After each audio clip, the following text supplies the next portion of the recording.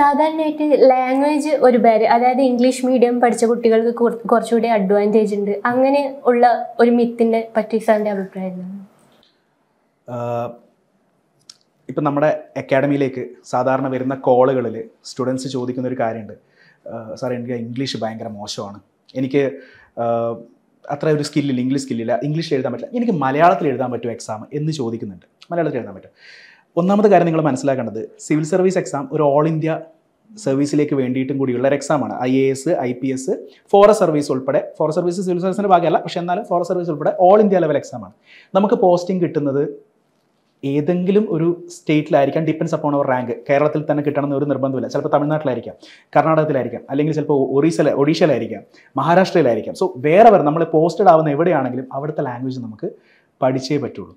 കന്നഡയും തെലുങ്കും മറാഠിയൊന്നും പഠിക്കുന്ന അത്ര ടഫറല്ല ഇംഗ്ലീഷ് പഠിക്കാൻ, ഒരിക്കലും അല്ല. ഓക്കെ, നമുക്ക് അതിനെപ്പറ്റി ഒരു ധാരണയില്ല. നമ്മൾ ഒന്നുമില്ല സ്കൂൾ ലെവലിൽ മുതൽ നമ്മൾ കാണുന്നതാണ്. ഇപ്പം എസ്പെഷ്യലി മലയാളീസിന് ഇംഗ്ലീഷ് അത്ര വലിയൊരു ഏലിയനേഴ്സ് ആയിട്ടുള്ള ലാംഗ്വേജ് അല്ല. എല്ലാവർക്കും ചെയ്യാൻ പറ്റുന്നത്. അപ്പം ഒരു മിസ്അണ്ടർസ്റ്റാൻഡിങ് ആണ് നമുക്ക് ഒരു ശശി തരൂർ ലെവലിലുള്ളൊരു ഇംഗ്ലീഷ് വേണം നമുക്ക് സിവിൽ സർവീസിന് എന്നത്. ലൈക്ക് അതിൻ്റെ ആവശ്യമില്ല. നിങ്ങൾ ജസ്റ്റ് ഒന്ന് നോക്കിയാൽ മതി. ഇപ്പം ബീഹാറിൽ നിന്നോ ബംഗാളിൽ നിന്നൊക്കെ ഉള്ള ആസ്പിരൻസ്, അവർ സിവിൽ സർവീസ് ക്ലിയർ ചെയ്തിട്ടുള്ള ആൾക്കാർ ഗ്രാമാറ്റിക്കൽ മിസ്റ്റേക്ക് പോലും വരുത്തുന്നത് കണ്ടിട്ടുണ്ട് അവരുടെ സംസാരത്തിൽ. ഓക്കെ, ഞാൻ നോട്ട് ക്രിറ്റിസൈസിങ് എനിവൺ, ബട്ട് അങ്ങനെയുള്ള ആൾക്കാർ അവരെ കണ്ടിട്ടുണ്ട്. ഇപ്പോൾ പ്രൊനൗൺസിയേഷൻ കറക്റ്റ് അല്ലാത്ത ഇഷ്ടം പോലെ ആൾക്കാരെ നമ്മൾ കണ്ടിട്ടുണ്ട്. ഓക്കെ, അവരൊക്കെ ഇത് ക്ലിയർ ചെയ്യുന്നത് അവർ ഈ പറഞ്ഞ അത്രയും ഓക്സ്ഫോർഡ് ലെവൽ ഇംഗ്ലീഷ് കൊണ്ടൊന്നുമല്ല. അവർക്കും നമുക്കും ഇടയിലുള്ള ചെറിയൊരു വ്യത്യാസമുണ്ട്, കോൺഫിഡൻസ്. എക്സാക്ട്ലി, കോൺഫിഡൻസ് ഉണ്ട്. അവർ തെറ്റാണെങ്കിലും അവരത് പറഞ്ഞ് ബലിപ്പിക്കും. Language is just for communication, language is meant for communication. ആ ഒരു കാര്യം നമുക്കൊരു ജാളിതയാണ്. നമ്മൾ പറയുമ്പോൾ തെറ്റിപ്പോവോ? കാരണം നമ്മൾ കാണുന്ന, ചിലപ്പോൾ നമ്മൾ ചുറ്റുവട്ടത്തും കാണുന്ന ആൾക്കാരൊക്കെ ഭയങ്കര അടിപൊളിയായിട്ട് ഇംഗ്ലീഷ് പറയുന്ന ആൾക്കാർ. അപ്പോൾ നമ്മൾ ഇംഗ്ലീഷ് പറഞ്ഞ് ഇനിയിപ്പോൾ തെറ്റിപ്പോയോ, ഒരു വാക്ക് തെറ്റിപ്പോയോ എന്നുള്ള പേടിയുണ്ട് നമുക്ക്. അങ്ങനെയാണ് നമ്മുടെ കോൺഫിഡൻസ് ഇല്ലാണ്ടാവുന്നത്.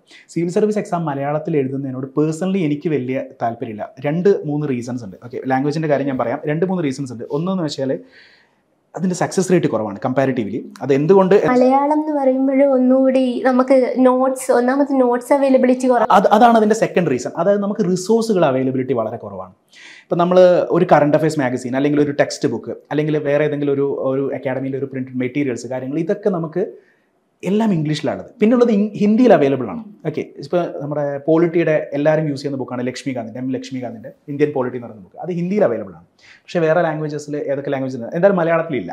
നമുക്ക് മലയാളത്തിൽ അവൈലബിൾ ആയിട്ടുള്ള റിസോഴ്സുകളുടെ എണ്ണം വളരെ കുറവാണ്. ചിലപ്പോൾ അതായിരിക്കാം നമുക്ക് സക്സസ് റേറ്റ് കുറയാനുള്ള കാരണം. ഇനിയിപ്പോൾ നമ്മൾ മലയാളത്തിൽ റിസോഴ്സുകൾ ഉണ്ടാക്കാൻ നോക്കിയാൽ തന്നെ അത് ചിലപ്പോൾ ചില സാഹചര്യങ്ങൾ, ചില ആൾക്കാർ അത് റിസോഴ്സുകൾ ഉണ്ടാക്കുന്നുണ്ട്, പക്ഷേ അതൊന്നും ഒരു കറക്റ്റായിട്ട് അപ്ഡേറ്റഡ് ആവുന്നില്ല, അല്ലെങ്കിൽ ഇംഗ്ലീഷിലുള്ള അത്ര എഫക്റ്റീവ് ആവുന്നില്ല.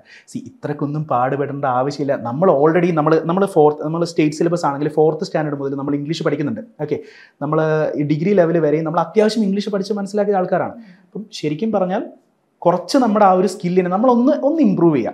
ലാംഗ്വേജ് സ്കിൽ എന്ന് വെച്ചാൽ ലാംഗ്വേജ് എന്ന് പറഞ്ഞാൽ ഇറ്റ്സ് കൈൻഡ് ഓഫ് ഒരു മാർഷൽ ആർട്സ് പോലെയാണ്. നമ്മൾ പ്രാക്ടീസ് ചെയ്യുന്നതിനനുസരിച്ചാണ് അത് ഇമ്പ്രൂവ് ആകുന്നത്. അപ്പോൾ നമ്മളൊരല്പം പ്രാക്ടീസ് ചെയ്ത് കഴിഞ്ഞാൽ ഒരു ബേസിക് ലെവൽ, ഒരു ലെയ്മാന് മനസ്സിലാവാൻ പറ്റുന്ന രീതിയിലുള്ള ഒരു ഇംഗ്ലീഷ് നോളജ് മാത്രം മതി നമുക്ക് സിവിൽ സർവീസിൽ ക്ലിയർ ചെയ്യാൻ വേണ്ടിയിട്ട്, സിവിൽ സർവീസ് പാസ്സാകാൻ വേണ്ടിയിട്ട്. ഇത് സിവിൽ സർവീസിൽ ടെസ്റ്റ് ചെയ്യുന്നത് നമ്മുടെ ലാംഗ്വേജ് സ്കില്ലല്ല. ഓക്കെ, ഭയങ്കര ഫ്ലവറി ആയിട്ടുള്ള വേർഡുകളോ ഭയങ്കര കട്ടിയുള്ള ലാംഗ്വേജുകളോ യൂസ് ചെയ്യുന്നത് അല്ലേ, ലൈക്ക് ആൻസർ എഴുതുന്ന സമയത്ത് നമ്മൾ അങ്ങനെയുള്ളൊരു ഇത് യൂസ് ചെയ്യുന്ന വെച്ചാൽ നമുക്ക് കൂടുതൽ മാർക്ക് കിട്ടണമെന്നില്ല. കൺസെപ്ച്വൽ ക്ലാരിറ്റിയാണ് വേണ്ടത്, നമുക്ക് മനസ്സിലാക്കാനുള്ള ആ ഒരു ക്ലാരിറ്റിയാണ് വേണ്ടത്. ഒരിക്കലും നമുക്ക് ലാംഗ്വേജ് ഇതിനൊരു ബാരിയറായിട്ട് നിൽക്കില്ല എന്നുള്ളതാണ്. കാരണം ഇതൊരു ഇന്ത്യൻ എക്സാമിനേഷനാണ്, and English is not an Indian language. Okay, അപ്പം ഇന്ത്യൻ ലാംഗ്വേജുകളെ ഇത് ഇന്ത്യൻ എക്സാമിന് നമുക്ക് ഇംഗ്ലീഷ് ഒരു ബാരിയറായിട്ട് ഒരിക്കലും നിൽക്കില്ല എന്നുള്ളത്. പിന്നെ ഒരു ലാംഗ്വേജ് പഠിച്ചെടുക്കുക എന്ന് പറയുന്ന ഒരു ബേസിക് സ്കില്ലിൻ്റെ ഭാഗമായിട്ട് വരുന്ന ഒരു കാര്യമാണ്. ലാംഗ്വേജ് ഇമ്പ്രൂവ് ചെയ്യുക എന്നുള്ളത് ബേസിക് സ്കില്ലിൻ്റെ ഭാഗമായിട്ട് വരുന്നതാണ്.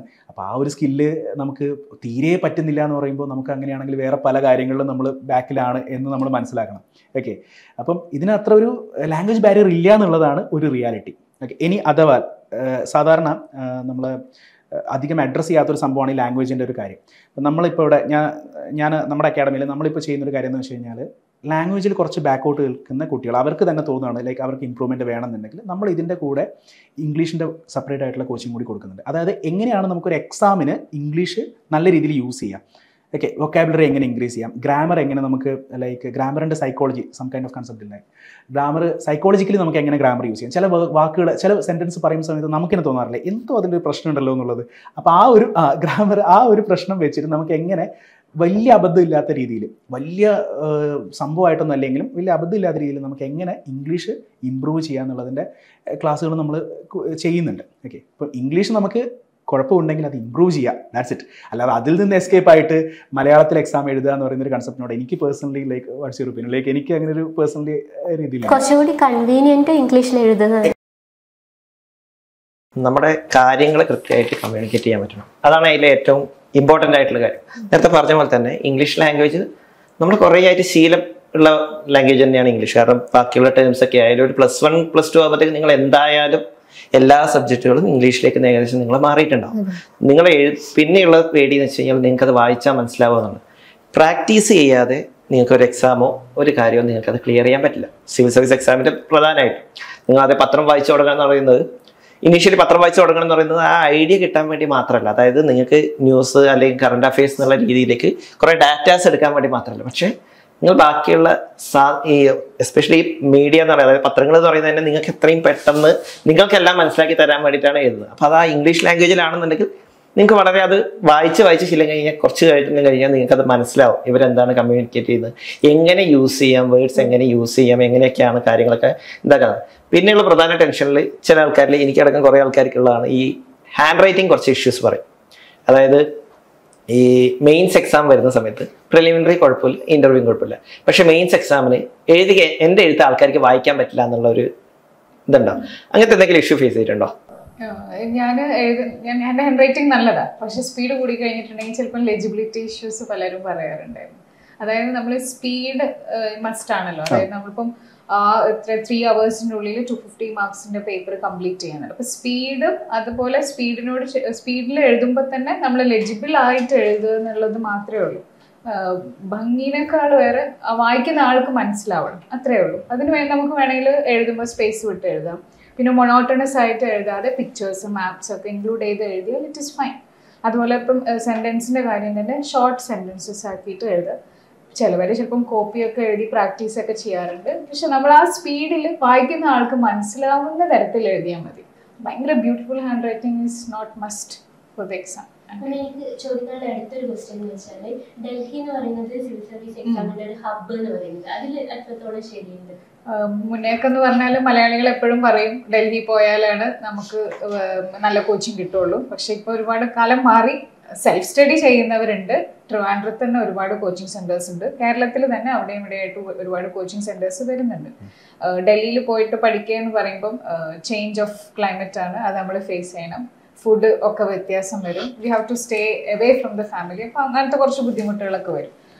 ഹബ്ബാണെന്ന് പറയുന്നത് അന്ന് ചിലപ്പോൾ ഒരുപാട് കോച്ചിങ് സെന്റേഴ്സ് കൂടുതൽ അവിടെ ഉണ്ടായിരുന്നത് കൊണ്ടായിരിക്കാം. ലൈക്ക് ഇത് ആക്ച്വലി ലൈക്ക് ഇതിൻ്റെ ഒരു എന്താ പറയുക അനുഭവസ്ഥനാണ് ഞാൻ. ഓക്കെ, ഈ ഒരു ലൈക്ക് ഡൽഹി പോയി കഴിഞ്ഞാൽ എന്തോ കിട്ടും എന്ന ഒരു ലൈക്ക് ആൾക്കാരുടെ ഒരു ചിന്താഗതിയുടെ അനുഭവസ്ഥനാണ് ഞാൻ. കോച്ചിങ് സെന്റർ കൂടുതലായതുകൊണ്ടല്ല, പണ്ട് കാലത്ത് എന്ന് പറഞ്ഞാൽ ഞാൻ ജീവിച്ച കാലത്തല്ല, ലൈക്ക് പറഞ്ഞു കേട്ടിട്ടുള്ളത്, പണ്ട് ഡൽഹിയിൽ മാത്രമാണ് കോച്ചിങ് സെന്ററുകൾ ഉണ്ടായിരുന്നത്.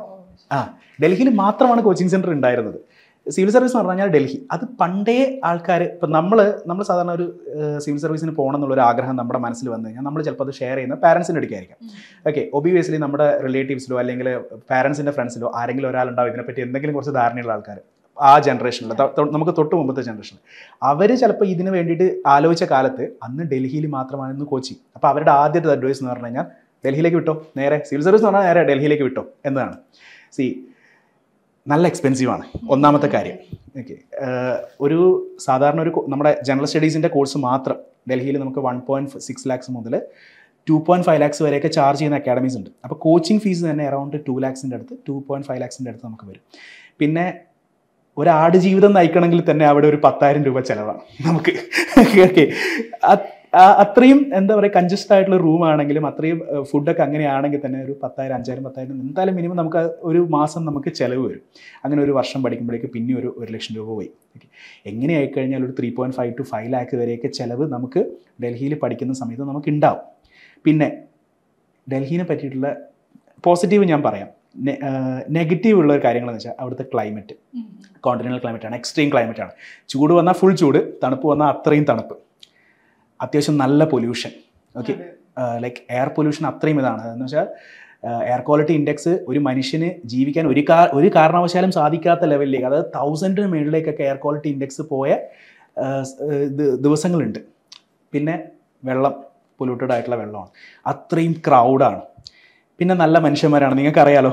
ഓക്കെ, ഒരു മിനിറ്റ് നമുക്ക് വിശ്വസിച്ചിട്ട് ഒരു ബൈക്ക് പോലും പാർക്ക് ചെയ്ത് വെക്കാൻ പറ്റില്ല.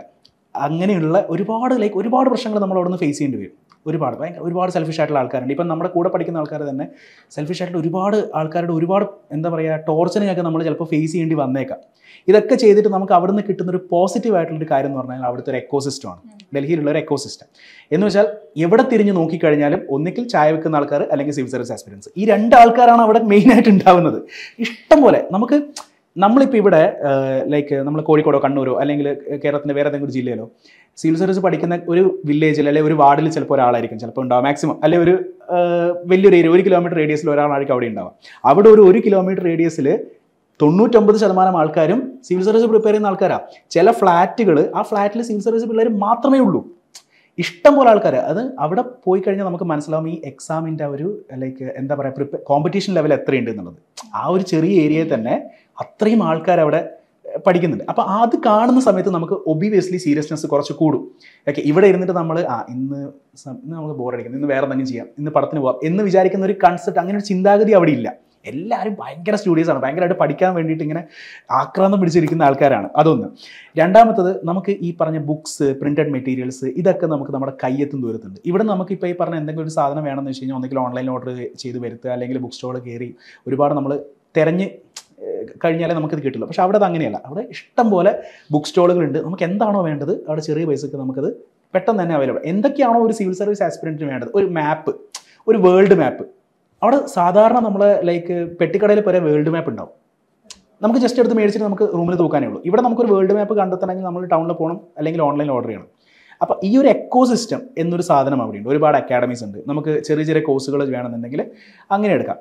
ഓക്കെ, ഇങ്ങനെയുള്ള ഒരു പോസിറ്റീവ് ഫാക്ടർ ഒഴിവാക്കി കഴിഞ്ഞാൽ ബാക്കി ഡൽഹിയിൽ പോകുന്നത് എല്ലാം കുറച്ച് ബുദ്ധിമുട്ടാണ്, സഫറിങ് ആണ് എന്ന് എൻ്റെ ഒരു അഭിപ്രായം. പിന്നെ ഈ പറഞ്ഞ ഫാമിലിനെ വിട്ടു നിൽക്കുന്ന ഒരു കാര്യം, അതിപ്പോൾ എല്ലാവർക്കും ഫീസിബിൾ ആയിക്കൊള്ളണമെന്നില്ല. എസ്പെഷ്യലി പെൺകുട്ടികളെ സംബന്ധിച്ചിട്ട്. ഇപ്പോൾ പെൺകുട്ടികൾ അവിടെ ഇഷ്ടംപോലെ ആൾക്കാർ പഠിക്കണം. പക്ഷേ നമ്മൾ സൗത്ത് ഇന്ത്യയിലൊക്കെയുള്ള പെൺകുട്ടികളെ സംബന്ധിച്ചിട്ട് ഡൽഹിയിൽ പോയി പഠിക്കുക എന്നൊക്കെ പറയുമ്പം എല്ലാ ഫാമിലിയും അത് എഗ്രി ചെയ്യണമെന്നില്ല. ഓക്കെ, നമുക്ക് ഇപ്പം ബോയ്സിനെ സംബന്ധിച്ച് ഡിഗ്രി കഴിഞ്ഞിട്ടുള്ളത് ക്രൂഷ്യൽ ടൈം നമുക്ക് ജോബ് കിട്ടുക എന്നുള്ളതാണെങ്കിൽ, പെൺകുട്ടികളെ സംബന്ധിച്ചിട്ടുള്ള ആദ്യത്തെ ഒരു 5 വർഷം മാരേജ് ആണ് അവരുടെ മുമ്പിൽ നിൽക്കുന്ന ഏറ്റവും വലിയൊരു വില്ലൻ. അപ്പോൾ ഡൽഹി പോയി പഠിക്കുക എന്നൊക്കെ പറയുമ്പോഴേക്ക് എന്തൊക്കെയോ ഒരു മിസ്കൺസെപ്റ്റ് ആൾക്കാരുടെ ഇടയിൽ ഉണ്ടായല്ലോ, പറ്റില്ല, അത് പറ്റില്ല, ചെയ്യാൻ പറ്റില്ല എന്ന രീതിയിലുള്ളൊരു ചിന്താഗതി ഉണ്ട്. അപ്പം എല്ലാവർക്കും ഇപ്പോൾ വിട്ടു നിൽക്കാനുള്ള പെർമിഷൻ വീട്ടിൽ നിന്ന് കിട്ടണമെന്നില്ല. പിന്നെ ഈ പറഞ്ഞ പോലെ മാരീഡ് ആയിട്ടുള്ള ആളാണെങ്കിൽ ഇപ്പം താങ്കളിപ്പം വിട്ടു നിൽക്കുന്ന സമയത്ത് കുട്ടികളെ പിരിഞ്ഞിരിക്കുക ഭയങ്കര ഉള്ള ഒരു ഇമോഷണൽ ഇതായിട്ടുള്ള കാര്യമാണ്. ഈ ഒരു കാര്യം നമുക്ക് ട്രിവാൻഡ്രത്തേക്കാണ് മാറി നിൽക്കുന്നതെങ്കിൽ നമുക്ക് വേണമെങ്കിൽ ആഴ്ചക്ക് വരാം, അല്ലെങ്കിൽ മാസത്തിൽ 1-2 പ്രാവശ്യം വരാം. ഡൽഹിയിൽ നമുക്ക് പോയി വരിക എന്ന് പറയുന്നത് അത്രയും എളുപ്പമുള്ള കാര്യമല്ല. എസ്പെഷ്യലി കേരളത്തിലുള്ള ഒരാൾക്ക് പോയി വരിക എന്ന് പറയുന്നത് അത്ര ബുദ്ധിമുട്ടുള്ള ഒരു കാര്യമാണ്. അപ്പം വിട്ടു നിൽക്കുക എന്ന് പറയുന്നതിൻ്റെ ആ ഒരു പ്രശ്നം അവിടെ ഉണ്ട്, വലിയൊരു പ്രശ്നം തന്നെയാണത്. ഓക്കെ, അപ്പോൾ ഈ ഒരു കാര്യം ശരിക്കും ഒഴിവാക്കി കഴിഞ്ഞാൽ നമുക്ക് ശരിക്കും ഇന്ന് പണ്ടത്തെ അവസ്ഥയല്ല ഇവിടെ. ഈ പറഞ്ഞ പോലെ, മുമ്പ് പറഞ്ഞ പോലെ നമുക്ക് ട്രിവാൻഡ്രത്ത് കോച്ചിങ് സെൻ്റർ ഉണ്ട്. ട്രിവാൻഡ്രം വിടും, ബാക്കിയുള്ള എല്ലാ ജില്ലകളിലും ഇപ്പം ഒരു IAS കോച്ചിങ് സെൻ്റർ ഇല്ലാത്ത ഒരു ഡിസ്ട്രിക്റ്റ് പോലും ഇല്ല കേരളത്തിൽ. എല്ലാ സ്ഥലത്തും ഉണ്ട്. ഇപ്പം വടക്കൻ കേരളത്തിൽ നോക്കുകയാണെങ്കിൽ കോഴിക്കോടായാലും ഈവൻ വയനാട്ടിലുമുണ്ട്, പക്ഷേ ചെറിയ ലെവലിലാണെന്ന് മാത്രമേ ഉള്ളൂ. കോച്ചിങ് സെൻറ്റേഴ്സ് ഉണ്ട്. ഓക്കെ, കാസർഗോഡുണ്ട്, കണ്ണൂരുണ്ട്, എല്ലാ സ്ഥലത്തും കോച്ചിങ് സെൻറ്റേഴ്സ് ഉണ്ട്. അപ്പം നമുക്കിത് ഓഫ്ലൈൻ ആയിട്ട് തന്നെ പഠിക്കണം, അതായത് ഒരു ക്ലാസ്സിൽ പോയിരുന്ന് പഠിക്കണം എന്നുള്ളൊരു ആഗ്രഹമാണെങ്കിൽ എല്ലാ സ്ഥലത്തും നമുക്ക് ആ ഒരു ക്ലാസ് റൂം ഫെസിലിറ്റി അവൈലബിൾ ആണ്. അല്ലെങ്കിൽ ഇപ്പം ശരിക്കും കൊറോണയ്ക്ക് ശേഷം നമുക്ക് വന്നിരിക്കുന്ന ഏറ്റവും വലിയൊരു പോസിറ്റീവ് ആയിട്ടുള്ളൊരു കാര്യമാണ് ഓൺലൈൻ എക്കോസിസ്റ്റം. ഓക്കെ, ഡൽഹിയിലുള്ള അതേ സംഭവങ്ങൾ നമുക്ക് ഓൺലൈനായിട്ട് പഠിപ്പിക്കുന്ന ഇഷ്ടം പോലെ കോച്ചിങ് സെൻറ്റേഴ്സ് ഉണ്ട്. ഇനി ഈ ഡൽഹിയിൽ അക്കാഡമിയിൽ തന്നെ ഓൺലൈൻ ക്ലാസ്സുകൾ നമുക്ക് അവൈലബിൾ ആണ്. ഈ സെയിം അക്കാഡമിയിൽ തന്നെ ഓൺലൈൻ ക്ലാസ്സുകൾ അവൈലബിൾ ആണ്. നമുക്ക് അത്രയും ദൂരം പോകേണ്ട ആവശ്യമില്ല, ചിലവ് കുറവാണ്, അല്ലേ? അപ്പം ഡൽഹിയിൽ പോയാലേ സക്സസ് ആവൂ എന്നതിനോട് കാര്യം. ഡൽഹി പോയത് കൊണ്ട് സക്സസ് ആവണമെന്ന് യാതൊരു നിർബന്ധവുമില്ല, അത് ഉറപ്പാണ്. അല്ലാതെ അവിടെ പോയി കഴിഞ്ഞാൽ അവിടെ എന്തോ വലിയ സംഭവം, എന്തോ ഒരു മാജിക് അവിടെ പോയി കഴിഞ്ഞാൽ നടക്കും എന്നൊക്കെയുള്ള മിസ്കൺസെപ്റ്റ് ഉണ്ട്. ശരിക്കും ഈ ഒരു മിസ്കൺസെപ്റ്റിൻ്റെ പുറത്താണ് ഞാനും പോയത്. ഓക്കെ, എനിക്ക് വലിയ സംഭവമായിട്ടൊന്നും തോന്നില്ല. പക്ഷേ ഒബിയസ്ലി ആ ഒരു എക്കോസിസ്റ്റം അത് വലിയ രീതിയിൽ ഹെൽപ്ഫുൾ ആയിരുന്നു. നമുക്ക് ഒരുപാട് ഫ്രണ്ട്സിനെ കിട്ടി അവിടുന്ന്, കോച്ചിങ്ങിൽ ഫീൽഡിലുള്ള ആൾക്കാർ, സർവീസിൽ കയറിയ ആൾക്കാർ, ഇപ്പോൾ സർവീസിൽ കയറിയ ആൾ, അങ്ങനെ കുറച്ച് ആൾക്കാരെ കിട്ടി എന്നുള്ള അതൊരു പോസിറ്റീവായിട്ടുള്ള കാര്യമാണ്. ഡെഫിനറ്റ്ലി ഈ നെഗറ്റീവൊക്കെ ഒഴിവാക്കുക, ചിലവാക്കാൻ റെഡിയാണ്, സ്പെൻഡ് ചെയ്യാൻ ഓക്കെയാണ്, വീട്ടിൽ നിന്നൊക്കെ എല്ലാ രീതിയിലും സപ്പോർട്ടിംഗ് ആണ് എന്നൊക്കെയാണെങ്കിൽ ഡൽഹിയിൽ പോകുന്നതിന് തെറ്റൊന്നുമില്ല, പോവാം, കുഴപ്പമൊന്നുമില്ല.